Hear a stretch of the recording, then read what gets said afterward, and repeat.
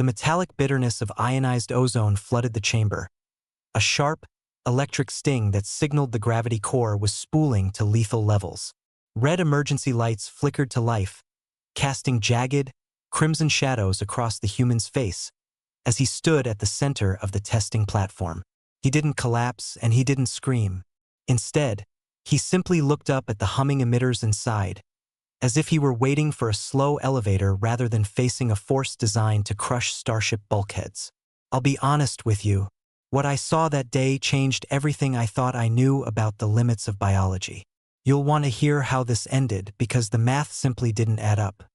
14 minutes earlier, the hardest decision I had faced was whether to flag a minor discrepancy in the cafeteria's nutrient paste requisition forms. Now, I was standing behind 3 inches of reinforced glass steel, watching a biological anomaly named Damon enter the Tier 1 gravity gauntlet. My ink sacs were already beginning to thrum, a dull ache beneath my skin that usually preceded a full-scale panic response. I adjusted my spectacles, noticing a small smudge on the left lens that I really should have cleaned before the evaluation began. The Aetheris research spire was never meant to host humans. We are a species of logic, of precision, and our evaluation tests are calibrated to find the breaking point of every known entity in the sector. Damon, a scholar from Earth with a penchant for wearing knitted vests that looked remarkably soft, had volunteered for the Deathworld baseline assessment. He claimed he needed the credit for his xenobiology thesis.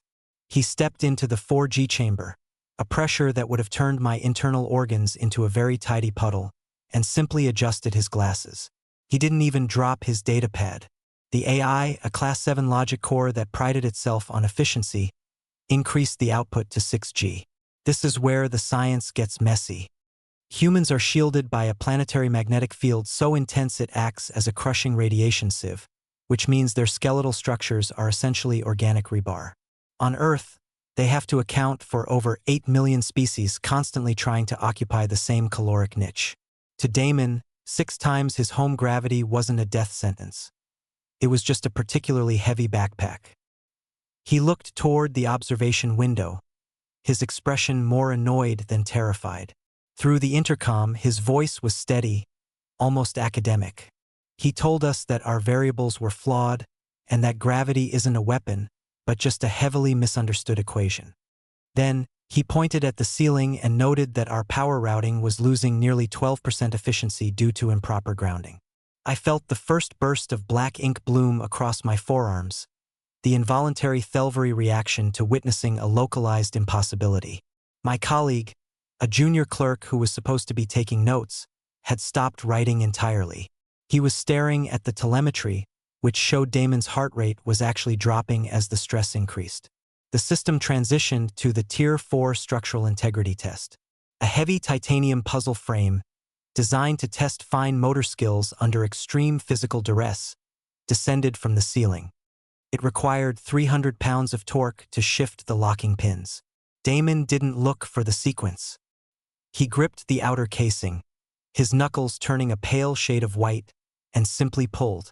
The metal groaned, a sound like a dying sun, and then the frame snapped. He didn't solve the puzzle.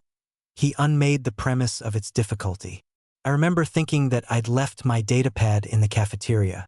It was a ridiculous thought to have while a human was literally dismantling our most expensive testing equipment with his bare hands, but my brain was looking for any exit from the reality in front of me.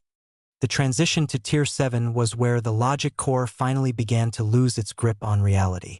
The chamber was flooded with a concentrated neuroinhibitor, a mist designed to bypass standard respiratory filters and induce immediate muscular paralysis in 98% of the galaxy's registered species. To us, it was a specialized chemical weapon.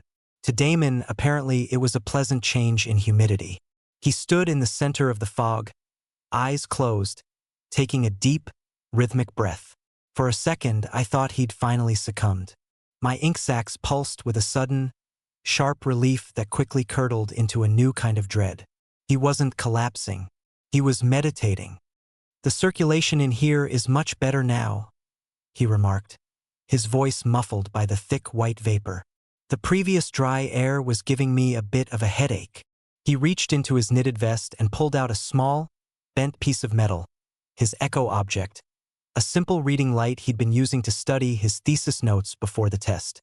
He clicked it on, the small LED cutting through the chemical mist like a defiant star. He didn't even look at the emergency sensors currently screaming in my ear. At this point, the AI began to loop. It was attempting to calculate the required dosage to fell a creature whose biology simply refused to acknowledge the threat.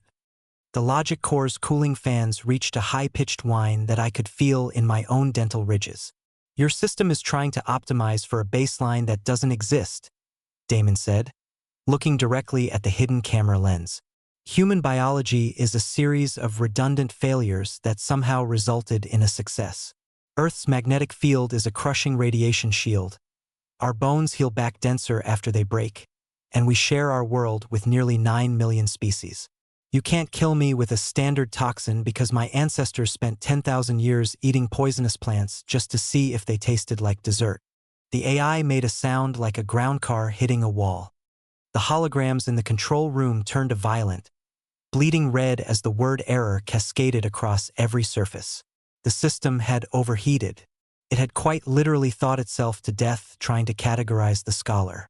I moved with a sudden, jerky momentum, my hands still dark with involuntary ink. I bypassed the master lock and vented the chamber. The mist cleared, leaving Damon standing there, casually polishing his glasses with the hem of his vest. I didn't file a standard evaluation. I didn't even wait for the board's approval. I opened the station's manifest and typed a single, trembling sentence into the permanent record. Subject Damon reclassified as Category Alpha. Further testing is not only futile but a risk to the structural integrity of the facility. Damon stepped out of the chamber, his reading light tucked back into his pocket. He looked at me, smiled a small, tired smile, and asked if the cafeteria was still serving the blue nutrient paste. "I'm a bit hungry," he admitted. "Static testing always works up an appetite." I watched him walk down the hall. I looked at my hands, which were finally beginning to fade back to their natural gray, and I knew I would never finish that transfer request to the Human Studies Division. I was going to resign. On the floor of the testing chamber, the titanium puzzle frame lay in 2 jagged pieces. It looked like a discarded toy. It looked like a warning.